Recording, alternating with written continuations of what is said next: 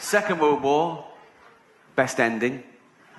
That had to be the end. That was a great finale. You couldn't follow that, could you? People are worried about that. They go, oh, atomic energy. Oh, it's bad. The effects are still being felt today. But, oh, it ended a war. And that's good. And it was discovered by Einstein. And he's a genius. And in his 1903 paper, he said that light could be described as discrete bundles of energies that when irradiated onto an unstable... What maniac thinks like that? Really? I'm not a doctor, but I think that's what turned Stephen Hawking's mad, too much thinking. Do you know what I mean? The universe is expanding. Of course it is, Stephen. Yeah, of course it is, yeah. Jeez. Take a day off, go for a walk. Not a walk, but I mean, just... No. Open a window. Watch a bit of TV. Robot Wars is on. You love that, don't you? Greatest mind on the planet. People say, oh, we shouldn't have a go at Stephen Hawking. Oh, he's a genius. He's not a genius. He's pretentious. Born in Oxford and talks with that fake American accent.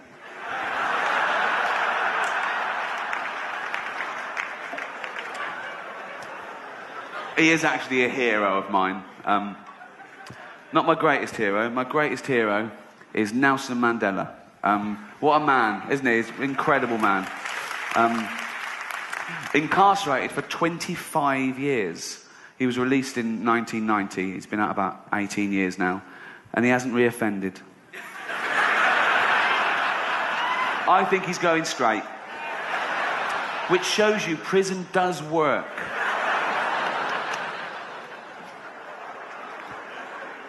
I learnt a lot last year about one of your great American heroes, Rosa Parks. It was the 200-year celebration of the abolition of slavery in Britain last year.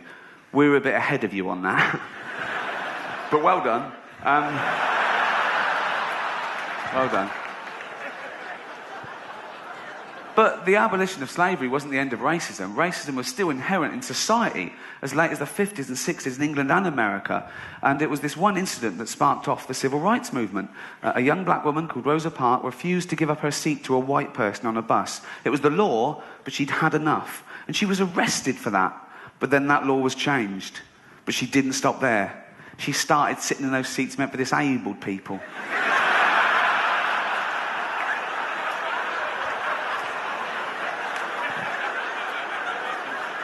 She talked to the driver when the bus was in motion.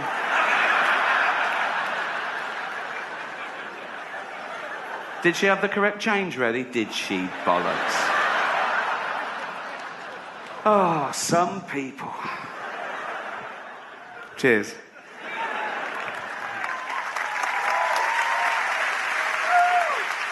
I'm not a political comedian. I used to be quite political. Growing up, that 15, 16-year-old becoming aware and, well, you did it to annoy your parents, obviously, but I think we're inundated with politics from an early age. I think everything is charged with politics and morality and the way to live. It's in everything, fables, nursery rhymes, little sayings.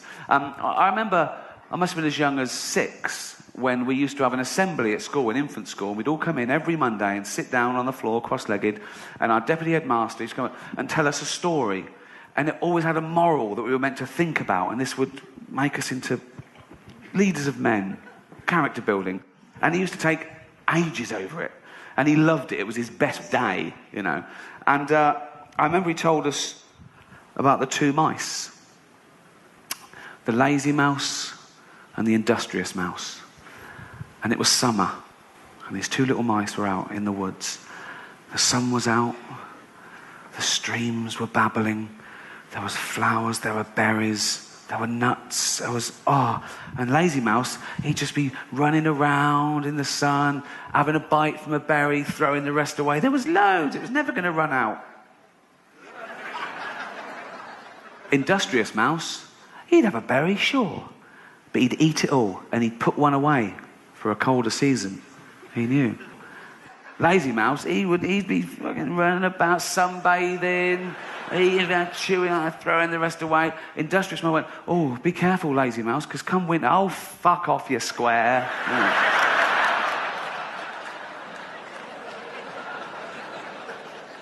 The fall comes, same sort of pattern.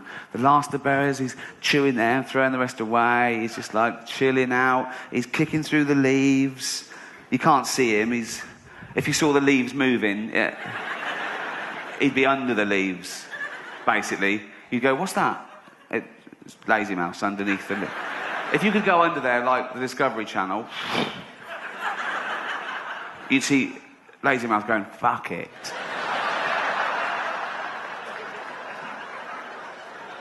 Industrious mouse, he'd be freeze-drying loads of berries, he'd be chopping wood, and he made an axe to chop the wood out of a little twig and a sliver of flint, which he tied on with a horsehair, thus enabling him to chop and stockpile fuel. So, winter comes, different pattern. The ground's hard, there's nothing, there's no fruit, there's no berries, there's no nuts, there's nothing at all on the trees. And he can't find anything, and he's starving, and he's freezing, and he's losing his body weight. And of course, industrious mouse, now he's in his cottage that he built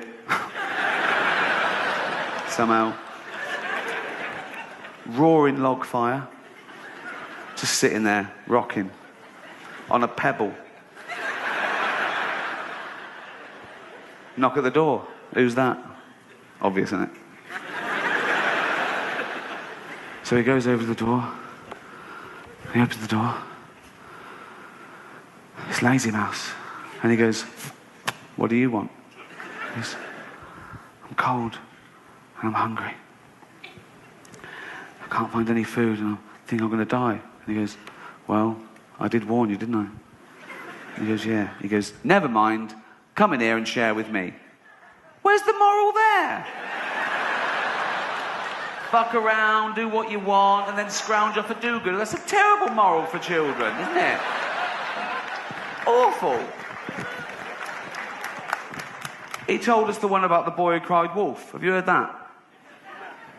Well, I'm going to tell you again. Boy, in the Bible, I don't know. I haven't got a specific year, have I?